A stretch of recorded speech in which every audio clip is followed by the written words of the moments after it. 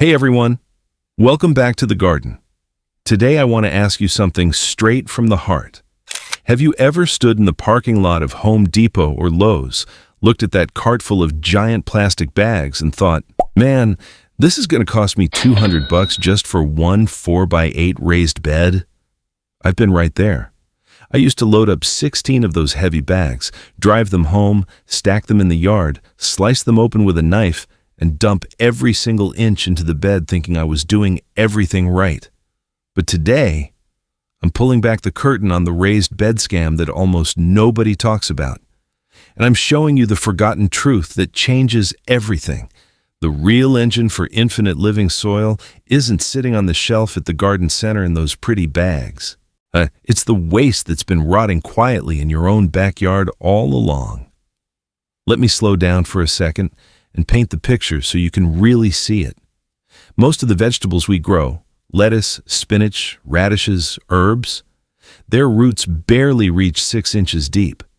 Even the big boys like tomatoes, carrots, and peppers, the ones everyone says have deep roots, rarely push past 12 inches in normal garden soil. University extension charts from all over the country have measured this for decades. I remember the first time I actually dug up one of my own mature beds at the end of the season. I had the shovel in my hand, the sun was going down, and I started lifting out the soil layer by layer. What I found stopped me cold. A thick, beautiful mat of white roots right at the surface. And then, below that, nothing.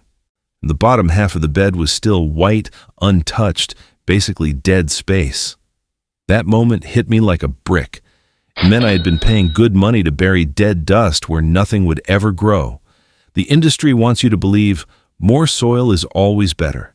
They line up the bags on the wall, slap the price tag on them, and say, fill every inch. But biology doesn't lie. You only need a fertile top layer 6 to 10 inches deep. Everything below that? It doesn't have to come from a bag at all. So here's where the story flips. Every single yard has a hidden gold mine that most people walk right past and call it waste. Fallen branches after a storm, old logs sitting behind the shed, last year's leaf piles, trimmings from the neighbor's tree service. Even kitchen scraps like banana peels and coffee grounds you were about to throw in the trash. Instead of hauling all that stuff to the curb every week, what if you turned it into the actual foundation of your raised bed? A standard 4x8 bed can swallow a surprising amount. A few thick logs from that big limb that came down in the last windstorm, a couple of wheelbarrows of sticks and branches, a dense layer of dry leaves you raked up in autumn, maybe some banana leaves if you have them. These materials don't have to look pretty. They just need to be untreated wood, no paint, no chemicals. Hardwoods like oak or maple break down beautifully. Avoid black walnut if you can, because it releases a compound that can bother a lot of vegetables, and go easy on cedar. It takes forever to decompose. When you stack all that free stuff into the bottom 40 to 50% of the bed, the math changes instantly. Suddenly, you're not buying 16 bags anymore. You're only buying enough good compost for the top 6 to 10 inches. That one decision alone can drop your cost from around $200 down to $45 or $50. And that extra $150 you just saved? Think about what it can actually do for your garden. It can buy you 50 strong tomato seedlings instead of weak ones, a simple drip irrigation kit that saves water for years, a bag of worm castings to supercharge your microbes, or even some sturdy trellis netting so your cucumbers and beans climb instead of sprawl. Real tools that keep giving instead of one-time dirt you'll never see again.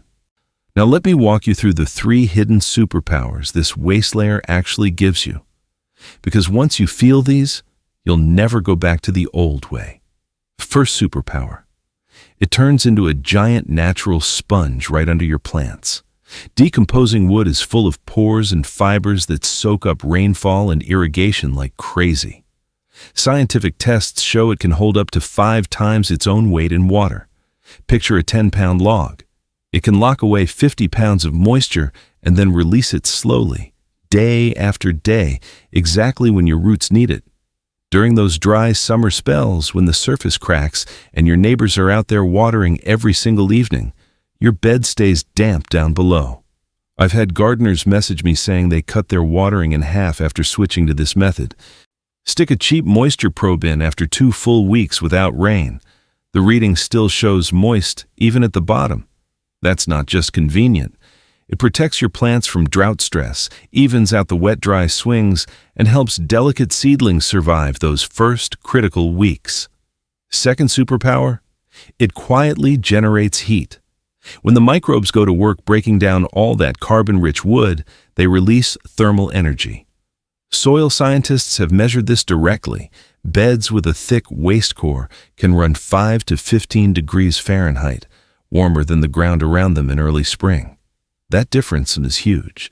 When your neighbors are still waiting for the soil to thaw, your bed is already warm enough to coax seeds out of dormancy and push transplants into strong growth. For many of us in shorter growing seasons, that means planting 2 to 4 weeks earlier. Those extra weeks can be the difference between a full pantry and a disappointing season. And the warmth isn't flashy. It's steady, gentle, rising from below on cold nights and protecting young roots from late frost. You don't need a greenhouse or heating cables. The garden itself is doing the work. Third superpower, and this one still blows my mind every time I dig into a bed like this. It activates a living mycelium network. As the wood starts to break down, fungi move in. You'll see those thin white threads weaving through every crevice. They become nutrient highways, connecting the decaying wood directly to your plant roots. Instead of hoping chemical fertilizer makes it down there, the mycelium delivers phosphorus, nitrogen, and even water faster than plain soil could ever move it. Over the years, the wood turns into rich, crumbly humus that keeps the bed loose and full of air pockets. The soil doesn't compact like bagged mixes do after one season. It actually gets darker, springier, and more alive every single year. You're not just filling space. You're building a microbial reef right under your feet. So how do you actually put this together without guessing? I use what I call the Lasagna Protocol. 4 simple layers that anyone can follow, even if you're doing your very first raised bed. Start at the bottom. Layer 1, the core. Fill the bottom 40 to 50% with thick, untreated logs and sturdy branches. Hardwoods are ideal. Unpack them in snug but leave a little airspace. Layer 2, the filter. Stuff the gaps with smaller twigs, dry leaves, shredded cardboard, or straw. This creates a dense carbon mat that slows things down just enough to keep everything balanced and holds moisture and oxygen. Layer 3, the nitrogen buffer. This one is non-negotiable. Spread 2 to 4 inches of fresh grass clippings, aged manure, or even diluted urine right on top. This feeds the microbes so they don't steal nitrogen from your future plants.